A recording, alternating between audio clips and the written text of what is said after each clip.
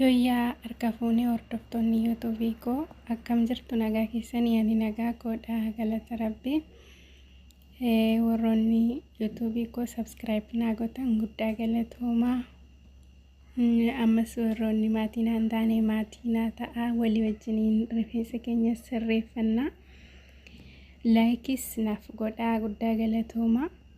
Har'ammoo akkuma beekamu rifeensa koo yeroo miicachuuf jedhu abukaadoo muuzii wantoota kana dibadha jechuudha. Yeroo hundumaa kana dibadheenidha kana miicamu kana dibadheenidha kanuma miicuu jechuudha. Innaa har'as kunoo qabadhee dhiyaadheeraa jechuudha. Akkuma argaa jirtanii zibaadii tokko killee maashinichatti naqachaa jira jechuudha.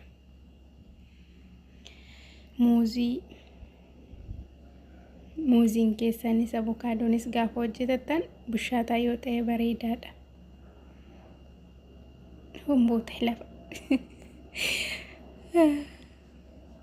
Akkuma argaa jirtan maashinichatti naqachaa jira jechuudha. Dhugaa waaqa baay'ee faayidaa guddaa qaba.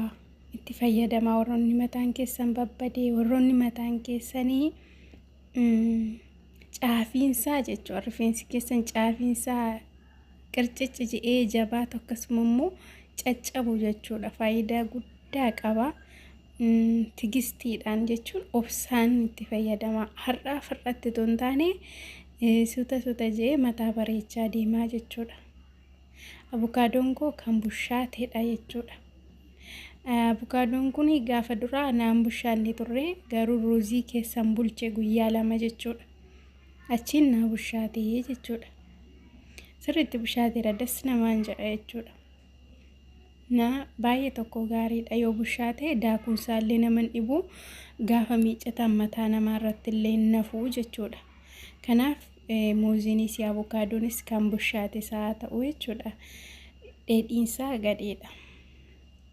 Isiniin daakamu yoo daakames immoo bushaatu daakame sirriitti hin jedhu mataa irratti hafaa jechuudha. Yoon bushaanne ta'e. Kanaaf bushaataan isaa filatamaadha. Akkuma argaa jirtan hunda isaa iddoo tokkotti naqadheera.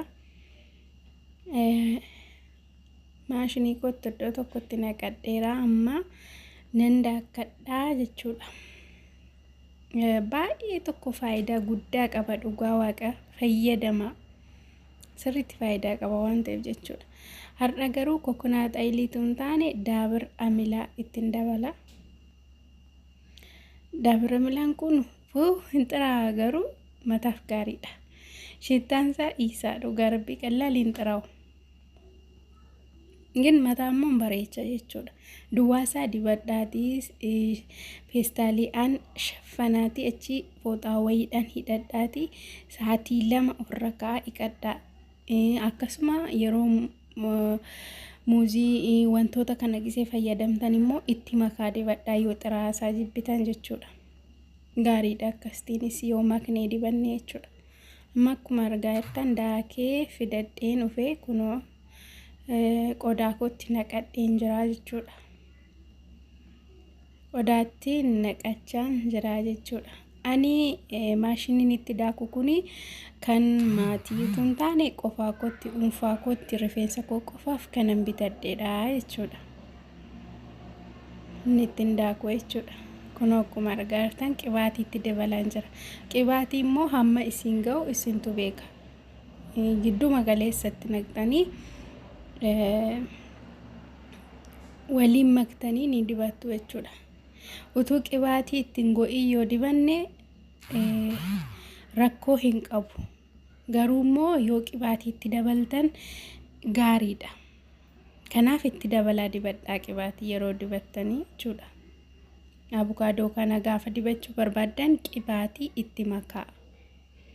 Yeroo dibattan immoo dibattanii sirriitti maasaajii gootanii feestaaliidhaan shaffantanii sa'aatii 3 sa'aatii 4 ofirra keessanii dhiqattu jechuudha.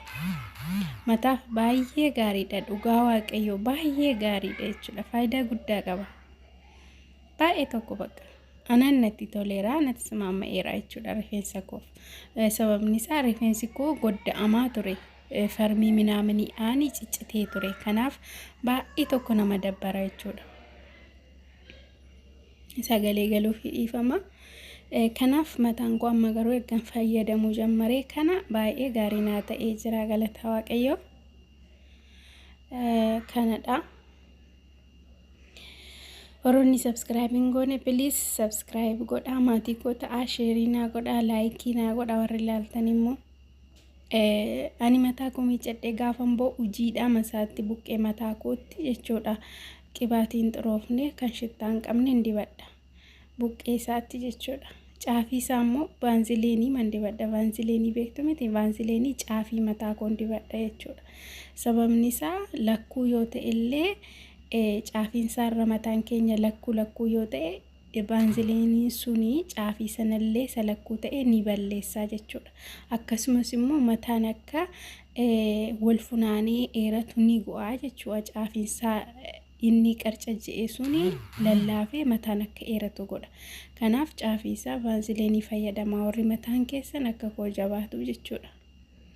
Kana fakkaataa waan an qabadhee yaadde guyyaa har'aa. Kun amma isa farmiidhaan babbadeedha mataan koo jechuudha. Amma garuu naa deebi'aa jira, galata waaqayyoo jechuudha.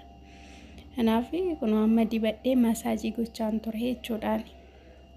Ingitanii baay'ee tokko namatti tola gaafa dibatanii jechuudha. Mataan koo bizaatii qaba, baay'ina qaba jechuudha. Dheerinatu hin taane baay'ina qaba. Baay'ina immoo erganan qaba akka buujammaree ittumaayyuu ni baay'ate jechuudha. Kaameraa harka tokkoon qabee waraabaan jira, kanaaf yaa jechuudha guutummaa mul'isuu kan hin dandeenye. Naa kanadha. Dibadhaa fayyadamaa, subscribe, like